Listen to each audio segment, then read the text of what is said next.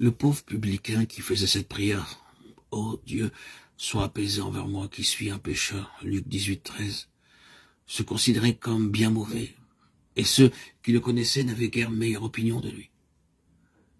Mais il avait le sentiment de sa misère, et sous le poids de sa culpabilité, de son opprobre, il se présenta devant Dieu pour implorer sa miséricorde. Son cœur était ouvert à l'action de l'Esprit qui pouvait l'affranchir du péché. Par contre, la prière orgueilleuse du pharisien montre que son cœur était inaccessible à l'influence du Saint-Esprit.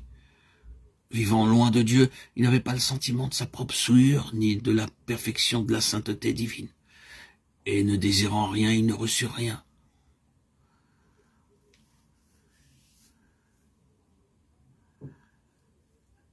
Celui qui tombe dans quelque faute grossière peut avoir le sentiment de son humiliation, de sa pauvreté, de son besoin d'un sauveur. Mais l'orgueilleux n'éprouve aucun besoin.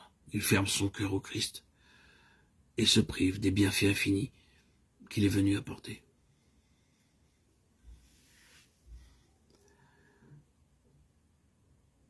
Si vous voyez votre état de péché, n'attendez pas d'être meilleur. Ils sont nombreux ceux qui pensent n'être pas assez bons pour aller à Jésus. Pensez-vous devenir meilleur par vos propres efforts? Un Éthiopien peut-il changer sa peau et un léopard ses taches? De même, pourrez-vous faire le bien, vous qui êtes accoutumés à faire le mal? Jérémie 13, 23. C'est en Dieu seul qu'est notre recours. N'attendons pas que la conviction devienne plus forte ou que l'occasion soit plus favorable, ou bien encore que nous soyons moins mauvais. Nous ne pouvons rien faire de nous-mêmes. Il faut aller à Jésus tel que nous sommes. Mais que nul ne s'illusionne en pensant que Dieu, dans son grand amour, sauvera même ceux qui méprisent sa grâce. Seule la croix met en lumière le caractère excessivement odieux du péché. Que ceux qui prétendent que Dieu est trop bon pour rejeter les pécheurs portent leur regard sur le calvaire. C'est parce que l'homme ne pouvait être sauvé d'aucune autre manière.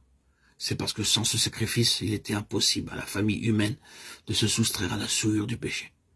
C'est parce que ne pouvait pas rentrer dans la communion des êtres saints et en possession de la vie spirituelle. C'est pour toutes ces raisons que le Seigneur a pris sur lui la culpabilité du transgresseur et qu'il a souffert à la place du pécheur.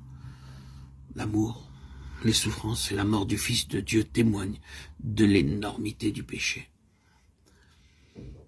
Il déclare qu'il n'est pas possible de se soustraire à sa puissance et qu'il n'y a d'espoir d'une vie meilleure que par l'abandon de l'âme à Jésus-Christ, le seul et unique Sauveur, notre Rédempteur, Yeshua, Melech HaMashiach, Jésus-Christ, Roi Messie.